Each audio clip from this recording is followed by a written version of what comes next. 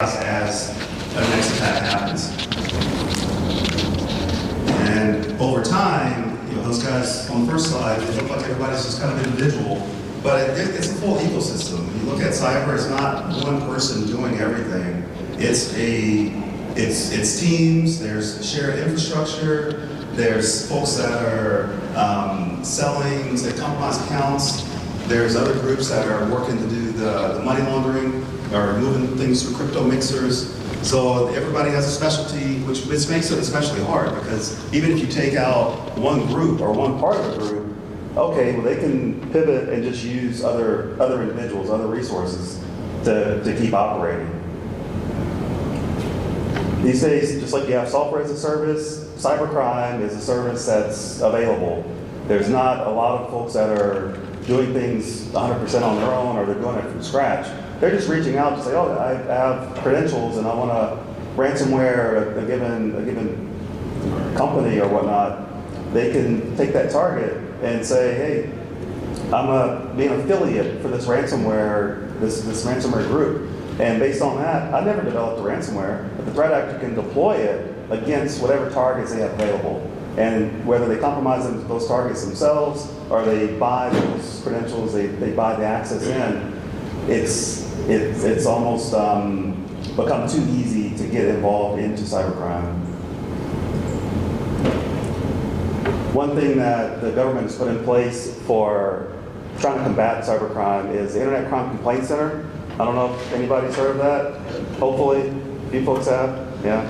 All right. So, Internet Crime Complaint Center, it basically gives a way for information to come in, for it to be analyzed, and this information can get pushed out to law enforcement partners. It doesn't have to be FBI, it can be other law enforcement that has access to IC3 data. So collection comes in, there's a website, people can fill in whatever information they have about their incident.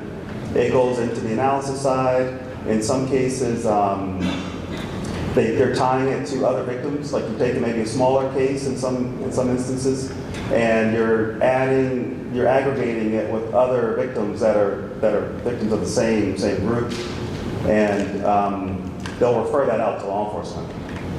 There's also public awareness information that they put out. They put out reports every year. Elder fraud is a big deal. They're putting out things, especially on that, because of how many people are being victimized and how much money is being lost. And people lose. I see people lose their life savings, unfortunately, in some of these frauds. For 2023, some of the top cybercrimes reported: business email compromise, it's huge. Investment fraud, where basically some of those, I'm sure you guys have gotten those texts on your phone or on WhatsApp where it's like somebody says hi, it's just a very generic, oh, do you have time for coffee today? And it's not, I think I got one this morning. But it's not anybody you know, but if you engage with those people, the next thing you know, it's like, oh, hey, by the way, you seem pretty cool. I'm gonna let you know about this investment thing I've got going. It's very close held. And believe it or not, people actually get into those things.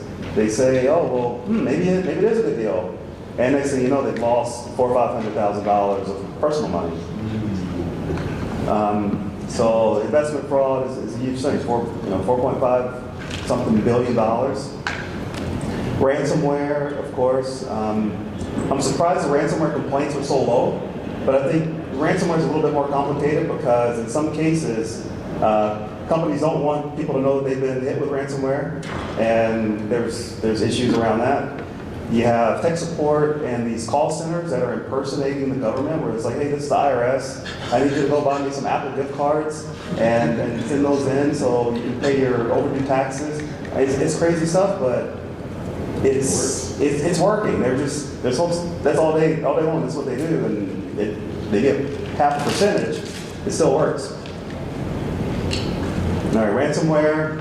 Yeah, the new thing in ransomware is not so much the encryption of the systems, it's more leveraging the data, doing that data breach, and then saying, okay, well, based on the number of records and some of these threat actors, they're very familiar with the compliance, the regulations that are out there, and they'll say, okay, well, you're going to have to pay this much per record that's been compromised, and you can just pay us X amount, and we won't expose your data. trust us. We're criminals from the internet. You can trust us. It's going to be fine.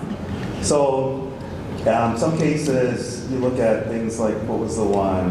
Gosh, I want to say it was one of the healthcare companies that got popped, and it was like 11 million health records, medical records, and these are things where that data, it just gets out there. It's out there, not so much even on the dark web. There's Telegram accounts, there's open internet that contains all this breach data. So that's a big problem. It's like, well, how do you clean that up? I think most of us probably get some type of breach notification at least a couple times a year, 2 or 3 times a year.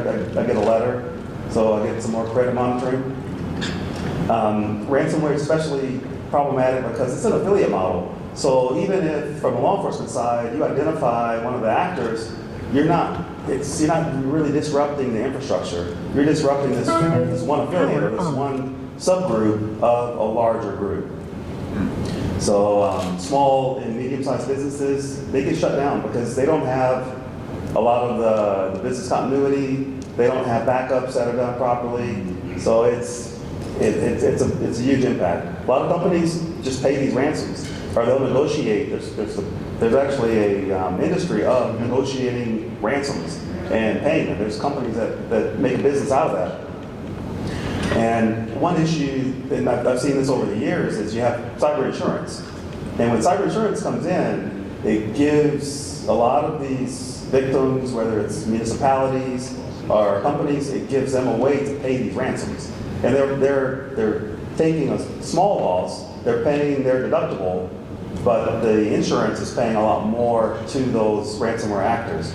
And in many cases, the folks that are deploying ransomware, they know how much the insurance covers, and they'll ask an amount, accordingly.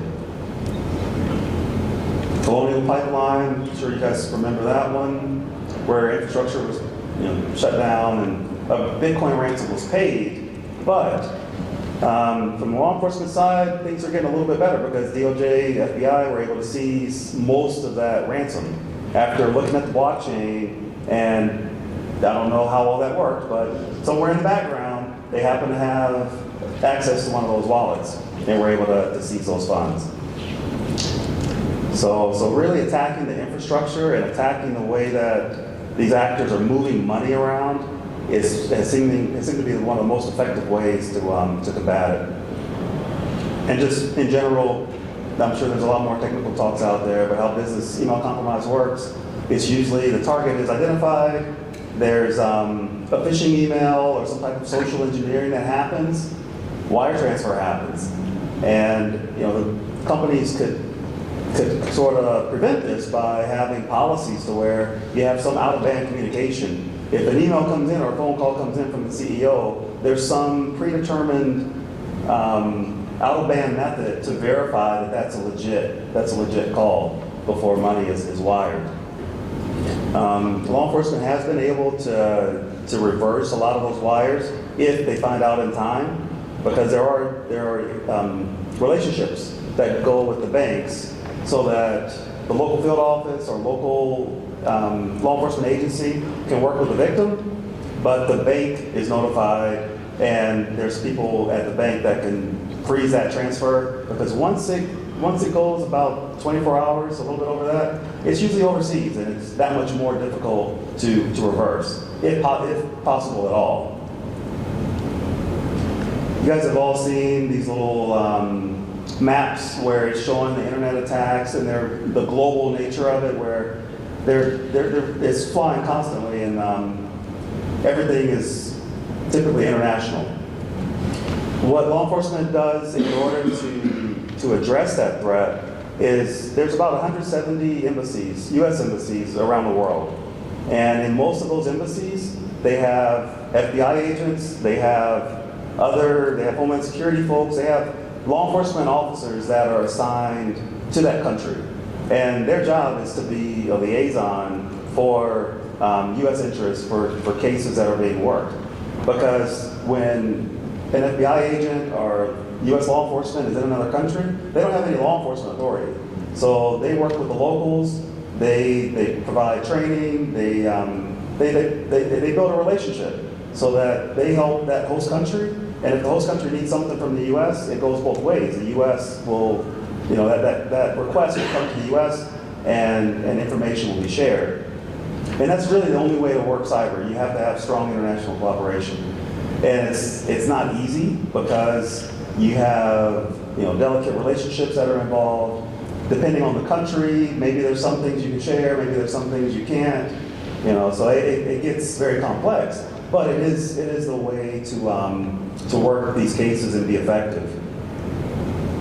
And most of the largest successes, the largest shutdowns have come from having multiple law enforcement agencies in different countries working together, and they partner with private sector.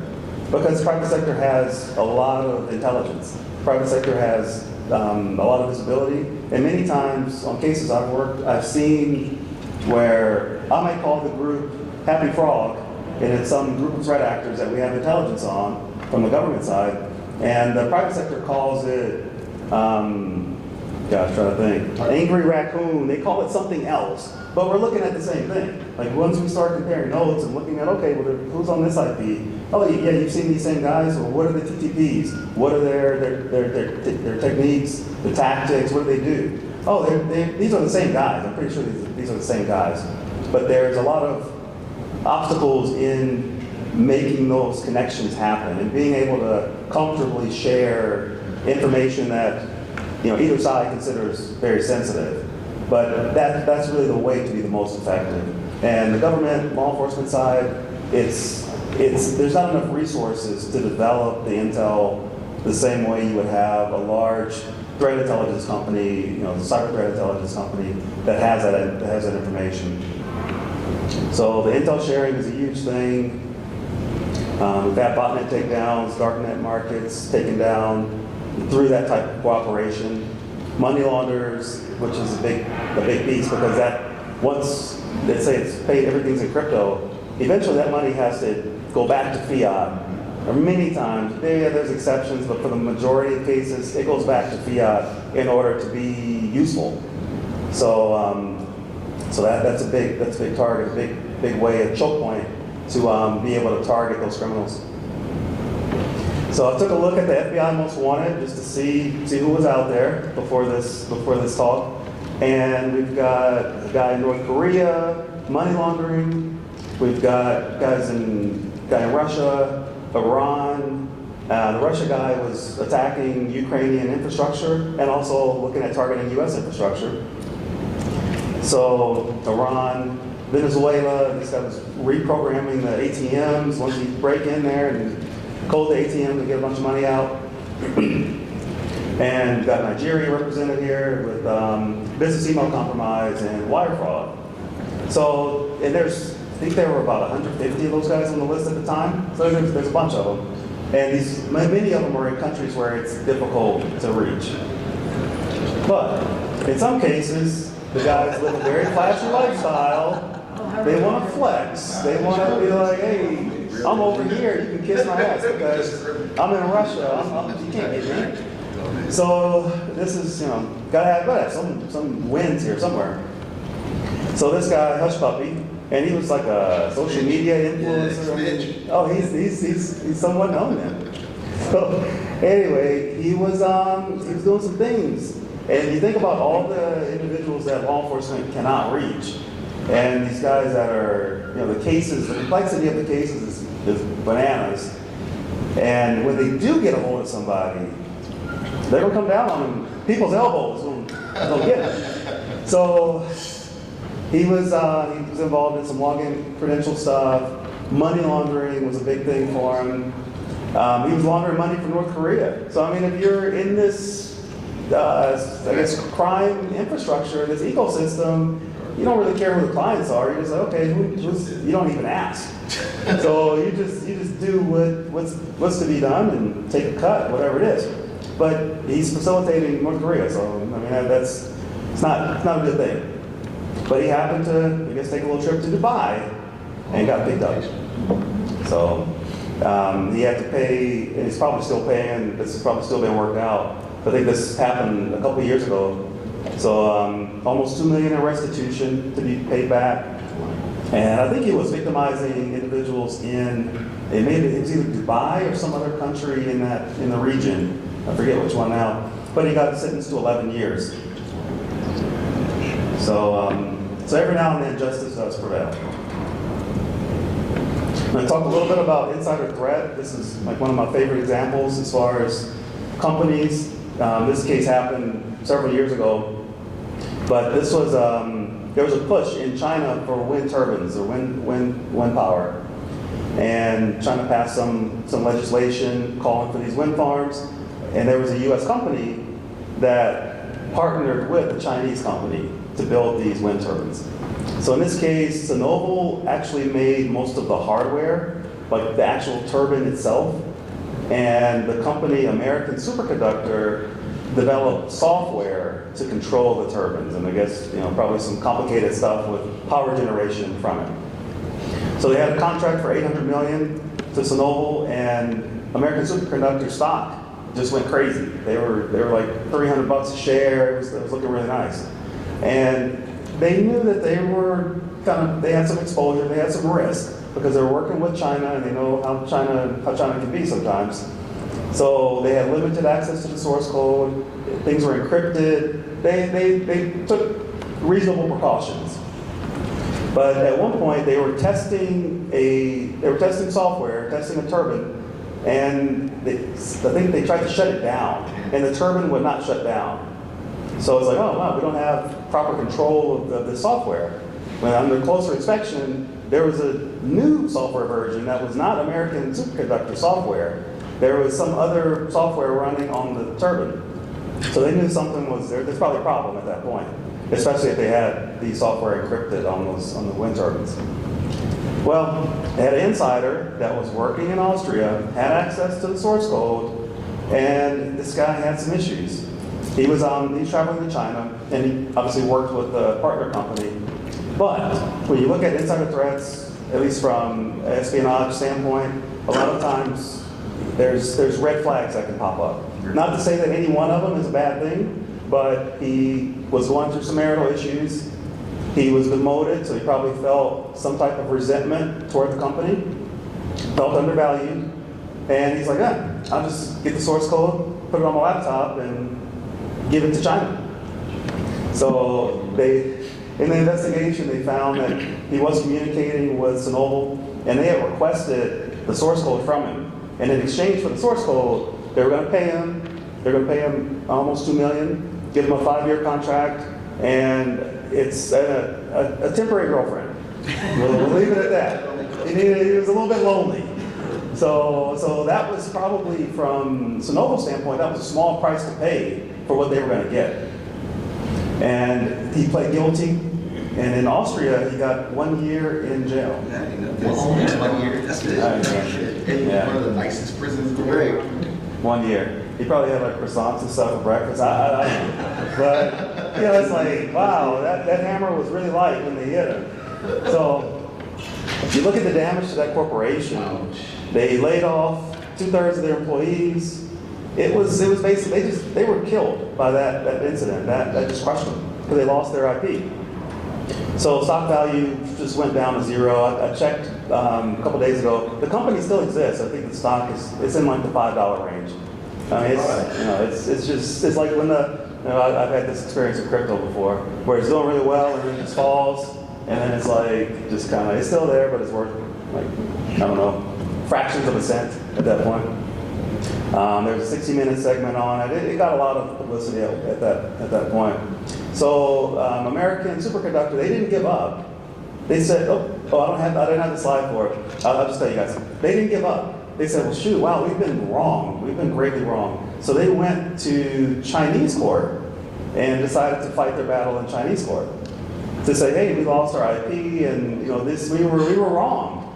Now, there's probably some sort of conflict of interest there when you look at Chinese businesses and how they can be controlled by the Chinese government. And an American company is coming and say, hey, we lost our intellectual property. In this particular case, though, the company Sinovel was found guilty, and they had to pay, I think it was like $57 million. They did have to pay some damages to Sinovel. So they got something. Well, there were like some maximum. There were some maxes that could be paid out. There's a maximum amount in China, and they got that. So everything's fine, right? But so the basically moral of it is that once the IP is gone, it's gone. That damage is irreversible. Yeah, you can't recover from it. Another case, and I don't know, some of you may be involved in tech startups.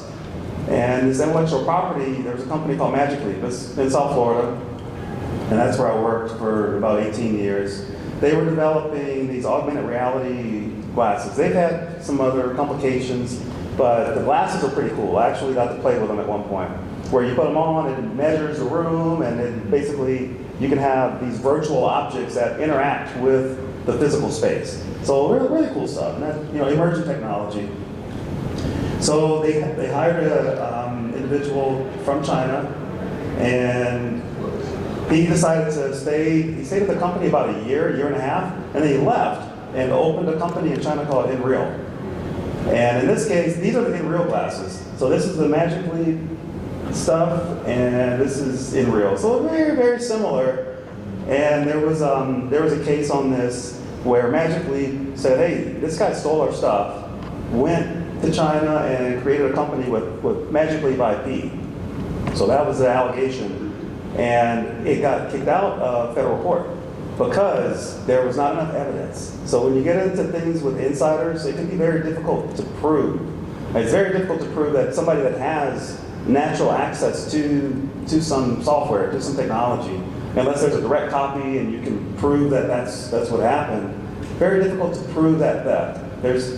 It gets complicated, and it's even more difficult to prove that it's done on behalf of a foreign government. That's even messier. But Magic Leap is kind of just staggering along. They're still around. I think they partnered with Google, but they're not what they thought they would be. Things haven't worked out. Just a little bit about AI, because everybody talks about AI. From the law enforcement perspective, the big thing with AI is trying to protect that technology. So we don't have, like we talked about, this intellectual property theft. So we don't have this cutting edge AI technology disappear and go to another country to support their efforts from the hard work that's done here in America. From a sense of investigations, using it to analyze bulk data sets, because these days, from work in cybercrime, pretty much every computer has terabytes of data now. So the process is you get the data from an investigation standpoint. You get the data and you have an image and you start looking at it, and it's a lot of manual review, like a lot of manual review. I can't even tell you how much manual stuff is out there.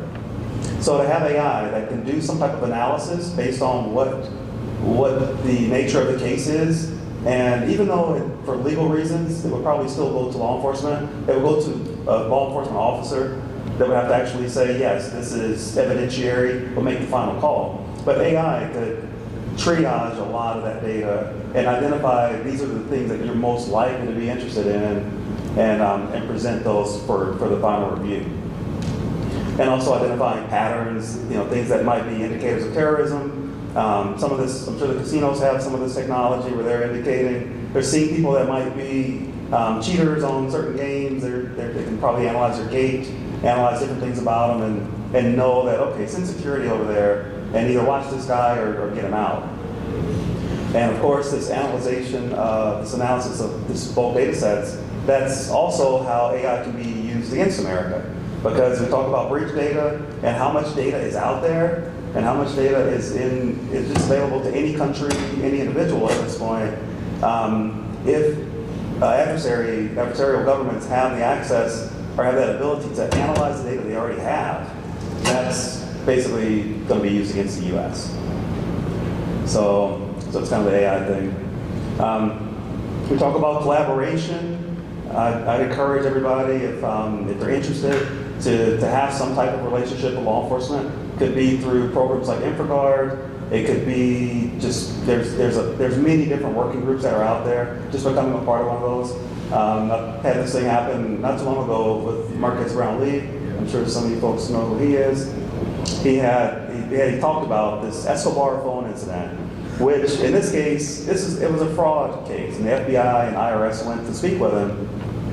The phone was it was supposed to be this special phone, and it had like gold foil on it and whatnot, but it was really a Samsung I think, flip phone that had all of this just relabeling and rebranding on it.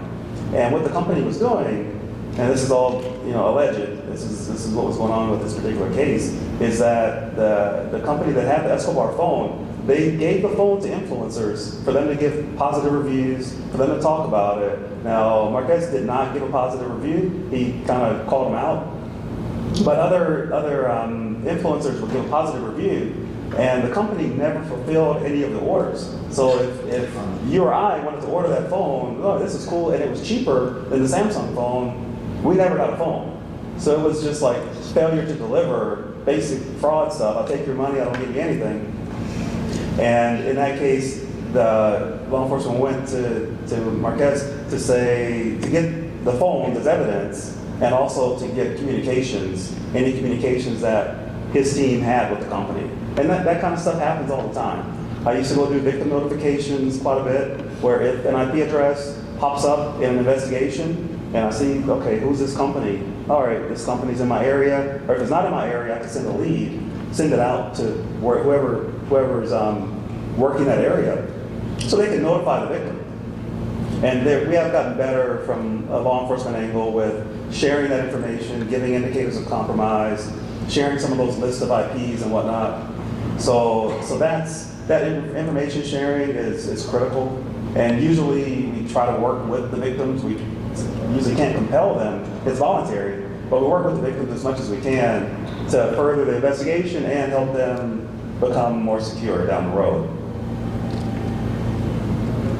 So yeah, we talked about this, and if you're in organizations, if there is an incident, have some plan in place to work with law enforcement. If there's an incident that's reported to law enforcement, have those relationships, or at least at some level, established ahead of time. What are your protocols going to be?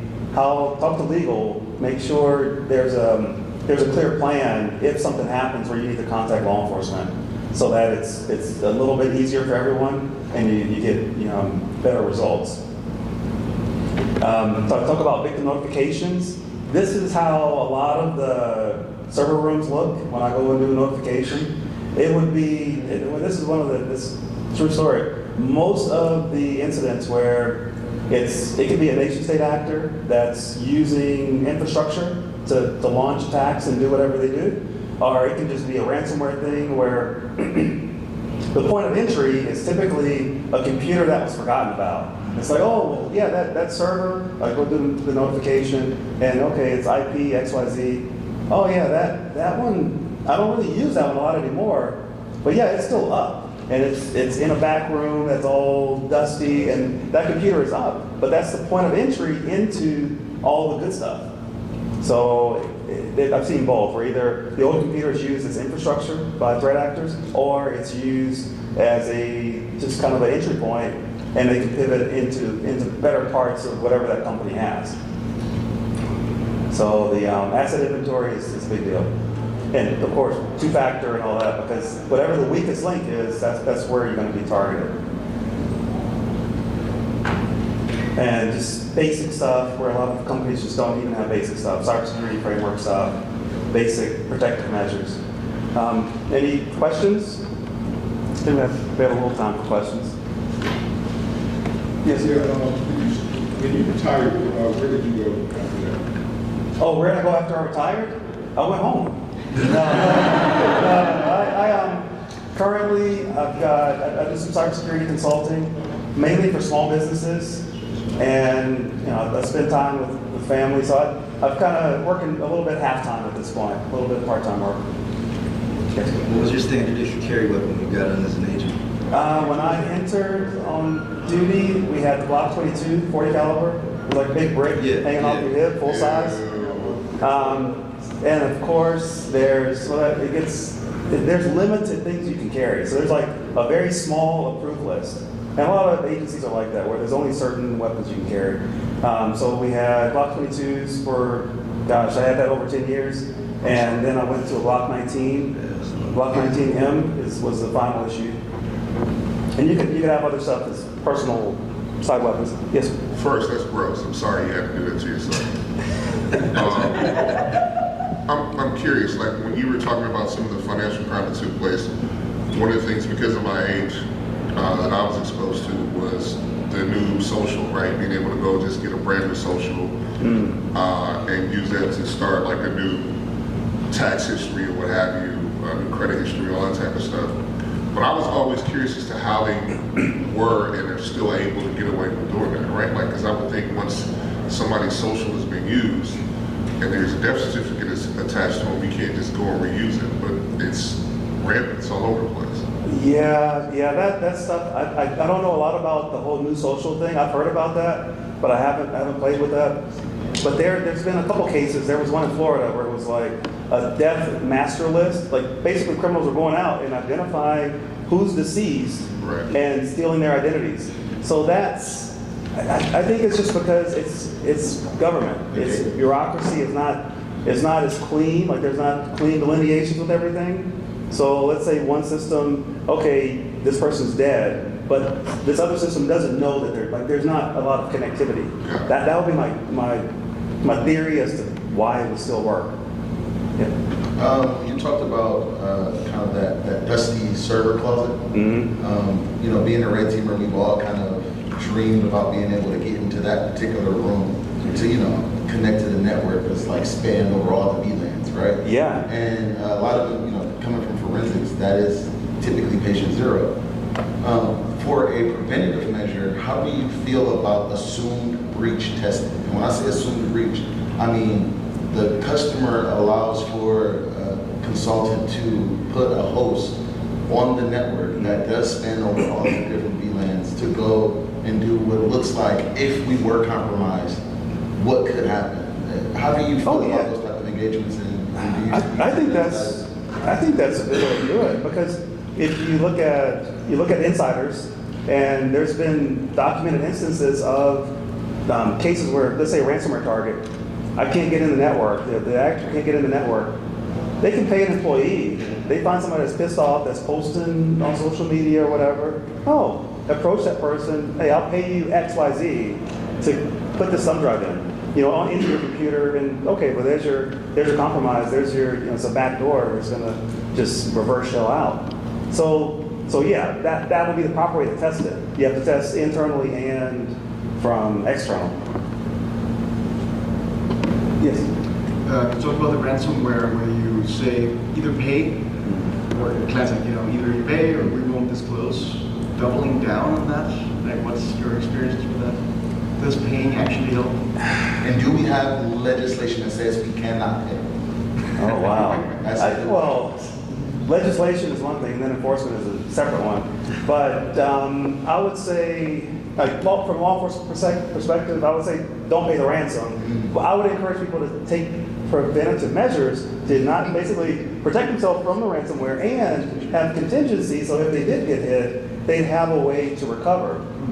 But I mean, honestly, the right thing to do is probably to say those records are breached. You don't know who has them. You don't know who's seen them. You don't know. It becomes a business decision, and law enforcement doesn't control that. And the businesses make their own call. They say, yeah, we'll roll the dice or not. But the right thing to do would be to do disclosure. and now, so how do you feel about when the hackers? Sorry, is that a question? Oh, no, I've got one. Sorry, the next row. I'll circle back to you. You spoke briefly about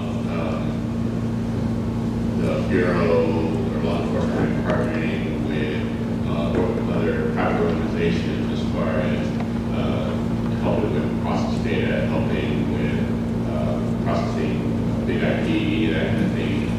What other kinds of relationships have you seen, or have you noticed other organizations or other small businesses that the Bureau has been willing to partner with as far as helping them accomplish things, whether it's forensically or intelligence gathering or that kind of thing? Well, from the law enforcement side, most of the time they will not touch any remediation, so or analysis type I guess analysis is a little bit different because it can say, okay, well, who is the threat actor?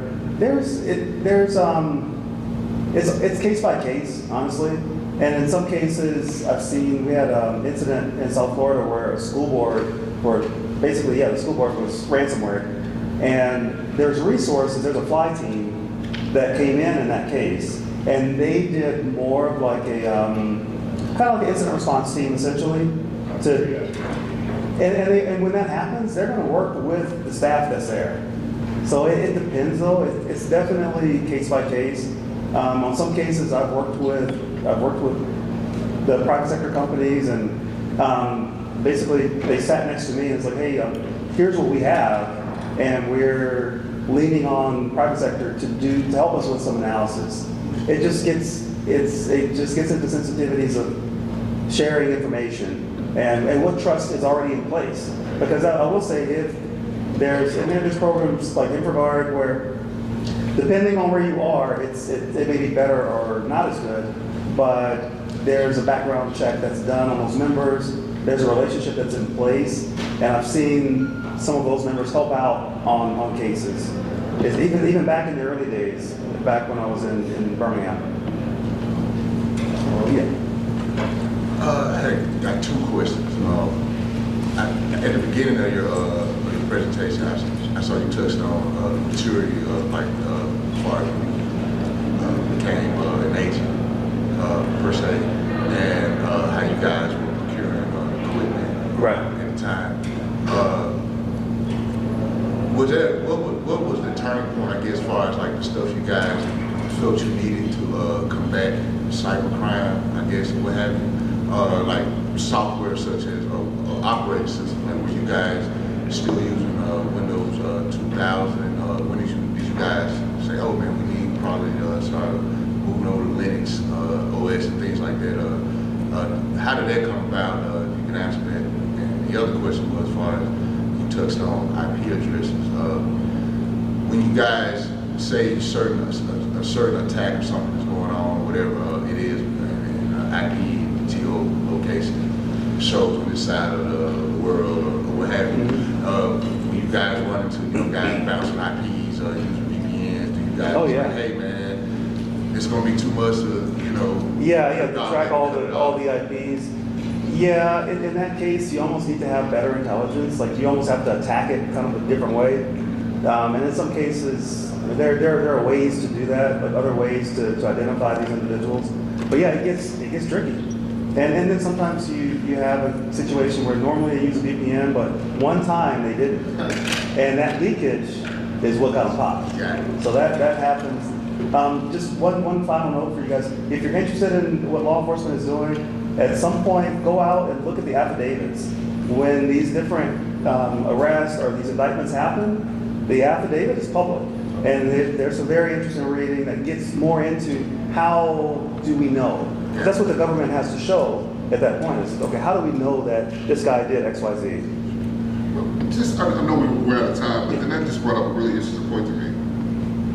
Your thoughts about the Patriot Act and the impact it's had on cyber investigations and that type of things, because so much of what you're talking about is information being shared and whether or not it should be or should have been, what have you.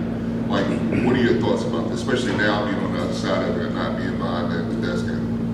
Well, I mean, having worked cases that were involved Patriot Act, there is more oversight than people think on how that information is shared. Like it's not just push a button and then you get whatever you're asking for.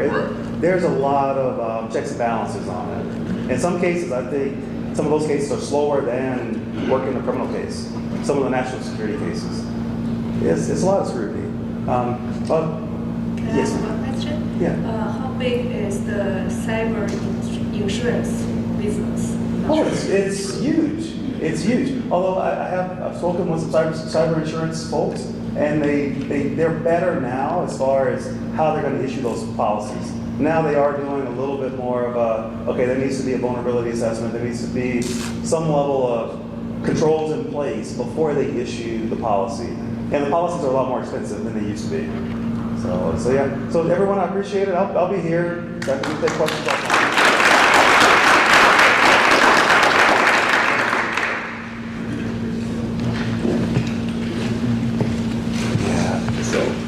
So yeah, for stuff like, you were asking about OS. Thank you very much. Oh, yeah, thanks for coming. For things like Linux and whatnot, a lot of stuff, it's a turn about the investigators. So it's like, if I have a case and whatnot, these guys are doing this. These are things that are not connected. Oh, these find text. I was just about to respond to you, get you in. So is Is there anything after this in this room? yeah, it's talk all day. Oh, Yeah, okay. yeah, different people talking all I day. like this. So this room, is it all? Yeah, so this is part of the Black Cyber Village. Yeah, so this the actual village next door. So this is just where our talks here next door is the actual village. Yeah, hopefully stuff. Thanks for coming. Yeah, thanks for coming. The tech talks. Can I take a picture of Yeah, this absolutely. thing? Yeah, It's go ahead. really cool. But just from things I saw during my time as an analyst. You don't really see that change. Everything's good right now. Oh, yeah. And I see guys. What did I do? And then it's not because Mr. Chief of Staff says he responded to anything. He's like, MIA. Completely MIA. You don't know who he is. Okay, I'm gonna eat my dog food, I'm gonna work my way up and all this crap. But now people want a quicker return on their investment. And I've seen people come in and they're Okay, curious his to laptop? come in and it's just, Oh, they yeah. can't fit into that culture. Because it is, it's rough. It's very limited. Foxy's next, and she has sound, video sound playing on her laptop.